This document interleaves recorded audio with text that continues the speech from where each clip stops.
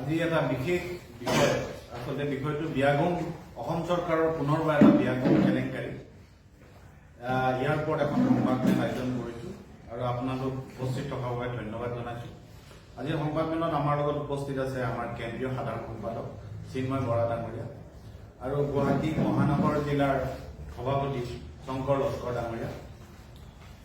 আপোনালোকে জানে যে বিগত সময়ছোৱাত বিজেপি নেতৃত্বাধীন চৰকাৰ 2016 পিছতো কেইবাটাও বিয়াগম কেলেংকাৰী আৰু এই গোটেই কেলেংকাৰীবোৰক এজন ব্যক্তিক লৈ কেন্দ্ৰ কৰি এই কেলেংকাৰীবোৰ সংঘটিত হৈছে। ভূমি কেলেংকাৰী, পিপি কিট কেলেংকাৰী, ফ্লাইঅভাৰ কেলেংকাৰী, এনেকুৱা অগণন কেলেংকাৰী এই বিজেপিৰ দিনত দেখিছে। এতিয়া আকৌ এটা পোহৰলৈ আহিছে এটা বিয়াগম কেলেংকাৰী। এই কেলেংকাৰীটো মুঠ 12,68,00,000 টকাৰ।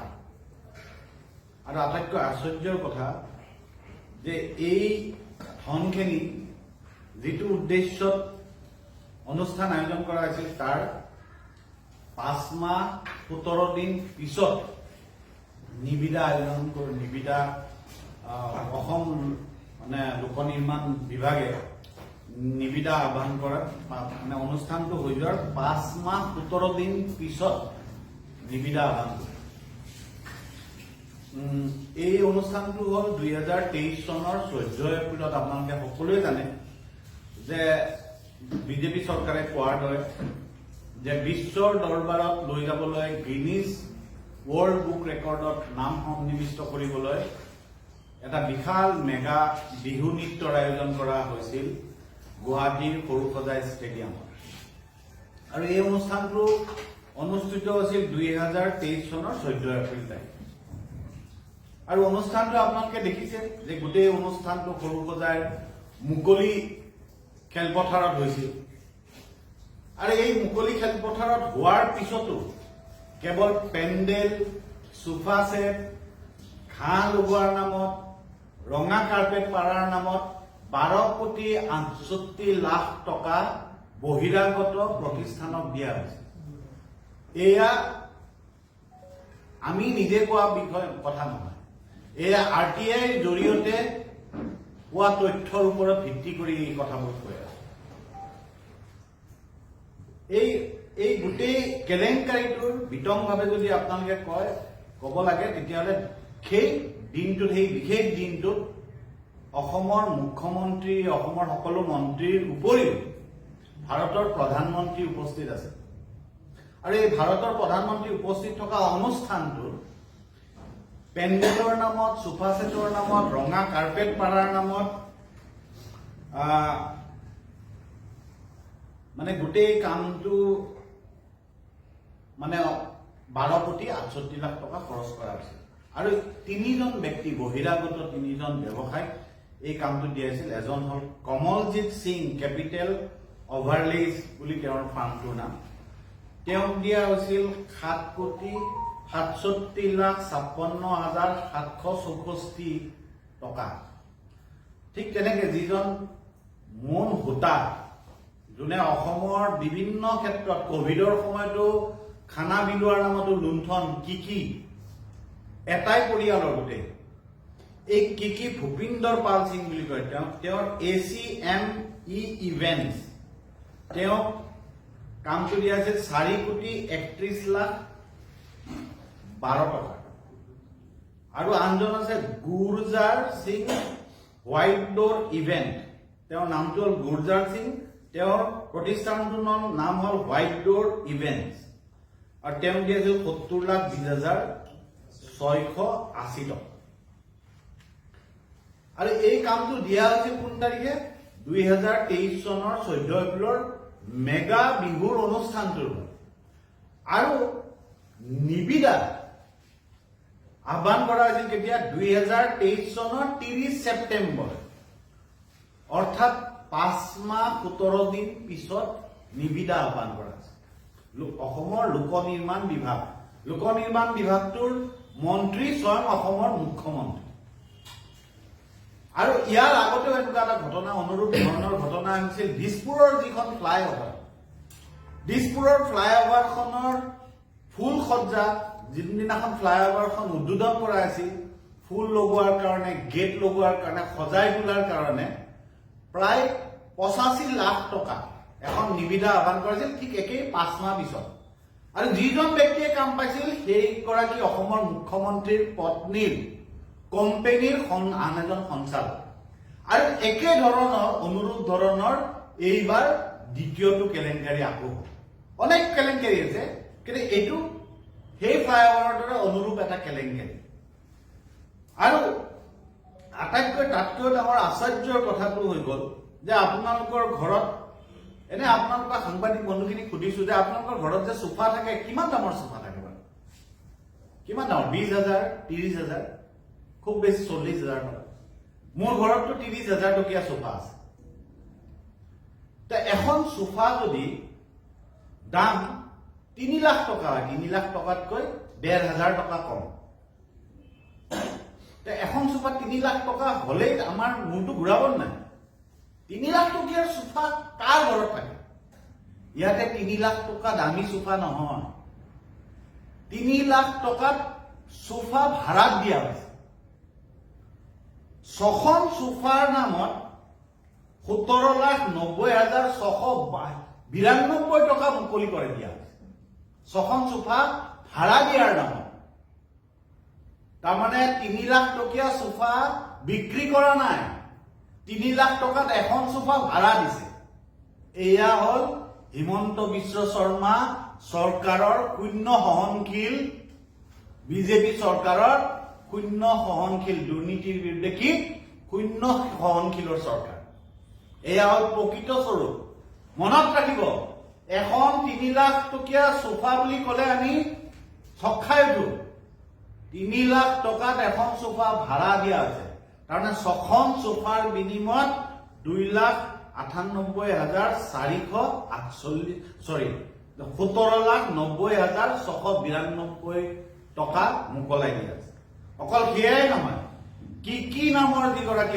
আনগৰাকী আছে ভূপিন্দৰ সিং একে পৰিয়ালৰ দেশ এই ভূপিন্দৰ সিং বোলা জানো ন ৰঙা কাৰ্পেট আমাৰ ঘৰত থকা ডাঙৰ ডাঙৰ কাৰ্পেটবোৰ নহয় এই যে বিয়াত যে যায় বিহু চিহুত যে কাৰ্পেট পাৰে পাতল এখন কাৰ্পেট পৰ্দাৰ দৰে সেই কাৰ্পেটখন পাৰাৰ কাৰণে ৰঙা কাৰ্পেটখন পাৰাৰ কাৰণে 20,45,862 টকা দিয়া আছে এয়া হল বিজেপিৰ শূন্য সহনশীল বিজেপিৰ দুৰ্নীতিৰ বিৰুদ্ধে শূন্য সহনশীলৰ চৰকাৰ আটাইতকৈ তাৎপৰ্যপূৰ্ণ আৰু এটা কথা যে এই যি নিবিদা আহ্বান কৰা হৈছিল 5 মাহ 17 দিন পিছত অনুষ্ঠানটো হৈ যোৱাৰ 5 মাহ 17 দিন পিছত সেই নিবিদা আহ্বান কৰা 15খন টেণ্ডাৰ আহ্বান কৰা হৈছিল 15খন টেণ্ডাৰতে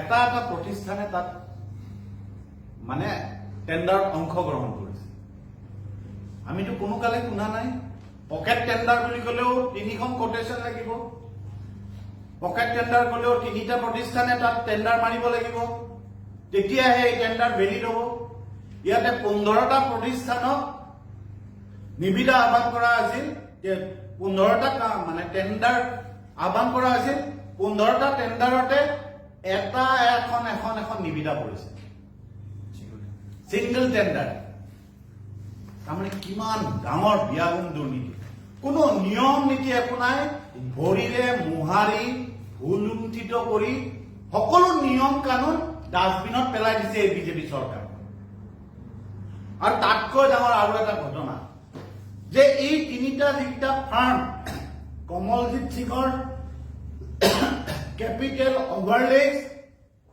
ভূপিন্দৰ পাল সিঙৰ ACME ইভেন্টছ আৰু গুৰজাৰ সিঙৰ হোৱাইট ডোৰ ইভেন্টছ এই 3টা কোম্পানীৰে ঠিকনা পল্টন বজাৰৰ এটা ঘৰটোৰ নম্বৰ হৈ গ'ল 119 নম্বৰ ঘৰ গোপীনাথ নগৰ গুৱাহাটী 16 এটা ঘৰৰ পৰা এই দুৰ্নীতিবোৰ হৈছে ইয়াৰ আগতে আপোনালোকৰ মনত আছে চাগে পিপিকিট কেলেংকাৰীৰ সময়তো এটা ঘৰৰ পৰাই ঠিকনাবোৰ যেতিয়াই ঠিকনা বিচাৰিছিল সব এটা ঘৰতে গোটেই কোম্পানীবোৰৰ ঠিকনা এটা ঘৰে আছিল, এতিয়াও এটা ঘৰ। এই যিটো নেক্সাছ, এই যিটো লুণ্ঠন, আজি আমি ভাল পাইছো এডভান্টেজ আছামৰ নামত ইমান লাখ কোটি টকা আহিছে, ইমান কোটি টকা আহিছে। আহিব কোম্পানী খুলিব, কোম্পানী খুলি অসমত অসম চৰকাৰে ৰাজহ পাব, সেই ৰাজহেৰে অসমৰ সাধাৰণ খাটি খোৱা দুখীয়া গৰীব ৰাইজৰ উন্নয়নৰ কাম হ'ব। সেয়া কাম হৈছে। যি ৰাজহৰ ধন সংগ্ৰহ কৰা হৈছে কৰ্পৰেট টেক্সৰ নামত, গুৱাহাটীৰ ভূমিৰ সম্পত্তিৰ কৰৰ নামত যেনেকে সব ক্ষেত্ৰত শোষণ কৰা হৈছে, টোল গেটৰ নামত শোষণ কৰা হৈছে, সেই ধন, সেই ৰাজহৰ পৰা সংগ্ৰহ কৰা ধন এতিয়া সেই কি বাহিনীক